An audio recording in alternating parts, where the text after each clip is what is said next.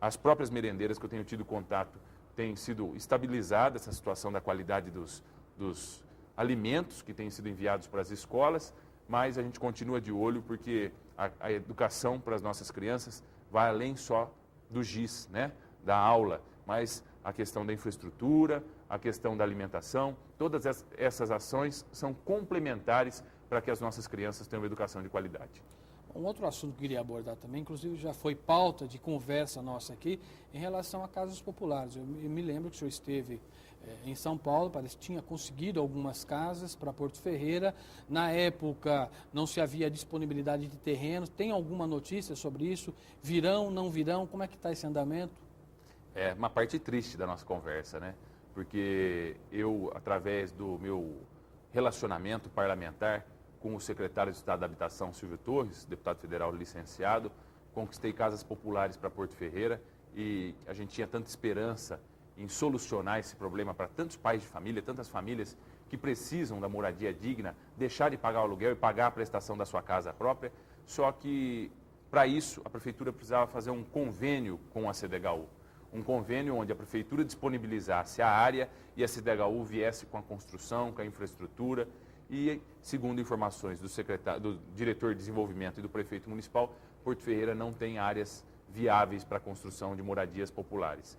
Uma notícia triste, uma notícia que eu discordo, ainda é esse o patamar, Paulo, e a gente luta para que, num breve prazo, essa medida seja contrária e sim exista área para a construção dessas casas. Eu defendo que existem áreas.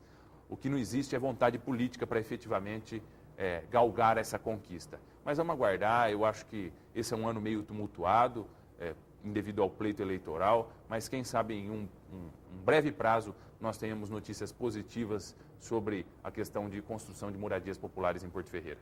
Romulo, outro assunto que eu tenho impressão que é de interesse também a nível mais regional, na verdade é interesse aí até nacional, mas vamos falar da nossa abrangência, que é a questão da saúde pública, né, que a gente vê notoriamente através dos meios, né, da própria imprensa, sempre falando sobre a saúde pública, não só em Porto Ferreira, como em toda a região. Mas vamos nos ater a Porto Ferreira, que é o caso, creio eu que seja um reflexo também da região. Atendimentos, consultas, inclusive essa semana eu estive aí com o repórter do programa do Osni, do programa do Judinho, né, com o Osni. Deve, durante essa semana, estar saindo aqui de pacientes que vão, né, para o atendimento consulta com algum problema. Eles conseguem até agendar a consulta para um prazo aí de 90 dias, ou seja, lá aí 3 meses. Quando consegue ter o resultado da consulta, precisa-se de um exame mais complexo, como uma ressonância, também não estão conseguindo, pelo menos é a reclamação que nos chegou e vai ser veiculada essa semana ainda aqui na emissora, no programa do Judinho. O senhor tem conhecimento? O que pode ser feito? O que o Legislativo pode ajudar nessa questão da saúde? Acredito que o Legislativo tem ajudado muito cobrando, participando, ouvindo os cidadãos. Veja só, nós chegamos ao ponto, dentro da Casa Legislativa, de por muitas vezes deixar de fazer adequações ao nosso prédio, à sede da Câmara Municipal, para poder, no final do orçamento da Câmara, no final do ano, os 10 vereadores, através da mesa diretora, solicitarem que os recursos disponíveis que sobram no orçamento da Câmara fossem repassados para a Prefeitura e a Prefeitura pagar parte da dívida dela com a Irmandade de Misericórdia de Porto Ferreira, o Hospital Dona Balbina. Isso não é função do vereador, mas é função moral e compromisso legal de nós, 10 vereadores, junto à população de Porto Ferreira, querendo um melhor atendimento, desejando sim que a saúde pública ferreirense tenha um novo patamar, um patamar de qualidade e eficiência. As reclamações são cotidianas, Paulo. Infelizmente, nós temos muitas reclamações, nós passamos por diversos problemas onde a população cobra a gente no dia a dia, questão de consultas, como você disse, demora para exames, demora para cirurgias eletivas. Só que, infelizmente, eu acredito que esse é um problema que tem sido construído ao longo dos últimos anos e não vai ser uma situação fácil de resolver. Tem solução? Lógico que tem solução. Aumento da disponibilidade de médicos especialistas, trazer de volta os exames médicos e clínicos para Porto Ferreira, para serem feitos no Hospital Dona Balbina, ou em clínicas próximas da nossa cidade, para evitar esse transtorno do cidadão levantar às 4 horas da manhã, pegar um ônibus para Américo Brasiliense, ir até lá, passar o dia até lá para fazer um exame e depois voltar só no final da tarde, a hora que os outros 50 dentro do ônibus terminaram seus exames. Então, são situações que, infelizmente, tiram a dignidade do cidadão, dignidade de contribuinte, que paga os seus impostos com tanto suor, com tanta dedicação, para depois receber um serviço público que não é a contento da realidade e da vontade dele.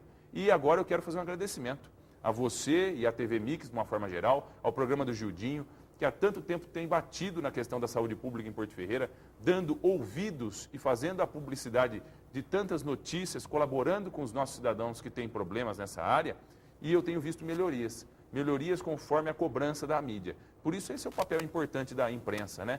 Que cobra junto com a classe política para que veja aí a qualidade empenhar. Ô, Romulo, você vê que a meia hora passa muito rápido. Eu tenho apenas aí mais 6 minutos e tem duas questões que eu queria que abordasse com você. Uma delas, que eu queria que você desse uma explicada rapidamente, que é em relação ao plano de carreira do magistério. Como é que está isso em Porto Ferreira? As discussões, a gente sabe que houve aí várias discussões, inclusive o Legislativo acompanhou várias delas. Como é que está essa questão do plano de carreira do magistério em Porto Ferreira? Faz um ano, mais ou menos, que a Câmara Municipal tem discutido, junto à administração, um pré-projeto do plano de carreira do magistério. Depois de tantas discussões, diversas reuniões, participei de todas, porque sempre tive carinho especial pela área da educação e defendo que a educação realmente é o diferencial para a construção de uma sociedade de qualidade. E veio o projeto para a Câmara. Veio o projeto, a Câmara abriu as suas portas, recebeu as professoras, os profissionais do magistério, para fazer a discussão do plano. Depois de 4 reuniões, foram vistos diversos erros, diversas vontades e necessidades das professoras dentro do plano que não estavam sendo atendidas, e a administração municipal ficou responsável por fazer um novo projeto e retornar à Câmara. Nós sabemos que um projeto como o plano de carreira, que atende a classe ou que possa dar reajuste salarial para algum servidor, não pode ser votado a partir de julho, devido ao pleito eleitoral que nós vamos ter nesse ano. A legislação eleitoral não permite que projetos desse tipo sejam votados e aprovados depois de julho, já iniciado a época eleitoral. Então nós temos até julho e o projeto não voltou. E realmente isso é uma dificuldade, porque a Câmara Municipal fez um acordo com as professoras, de que o projeto votando, este projeto seria disponibilizado para as professoras, mais 15 dias, e depois desses 15 dias fosse feita uma nova audiência pública para ver se aí sim teria sido atendida todas as demandas apresentadas pelas professoras. E eu destaco a necessidade real de um reajuste para as professoras salarial, porque não só em Porto Ferreira, no nosso estado e no nosso país, existe uma desvalorização da carreira do magistério, do profissional como professor, que é tão necessário, tão vital para a qualidade da educação. Não adianta escola bonita, não adianta lousa digital, tudo isso é necessário, é positivo para a educação. Mas se não pagar o professor a contento, com qualidade, com o merecimento que ele tem, devido a ter estudado tantos anos, a dedicação que é o profissional do professor, que se dedica na classe de aula, em casa, corrigindo provas, preparando aula, nós devemos pagar bem o professor. O professor merece ganhar mais, porque sem a valorização do profissional do magistério, não tem conquista real na educação, no ramo da educação, nem na sociedade. Finalizando esse nosso bate-papo hoje, nessa manhã, tenho impressão bastante esclarecedor para toda a nossa região em relação ao pleito desse ano. Esse ano temos aí eleições municipais, né? Nós acompanhamos algumas questões, algumas pré-convenções que já aconteceu aqui em toda a nossa região.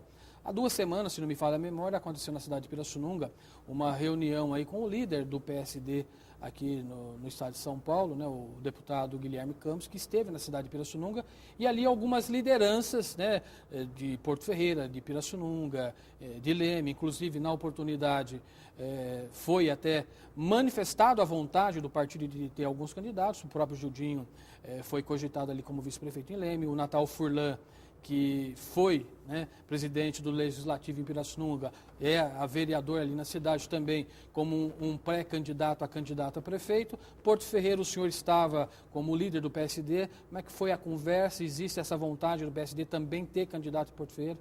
O PSD nasceu forte, nasceu grande em todo o país, e em Porto Ferreira não foi diferente.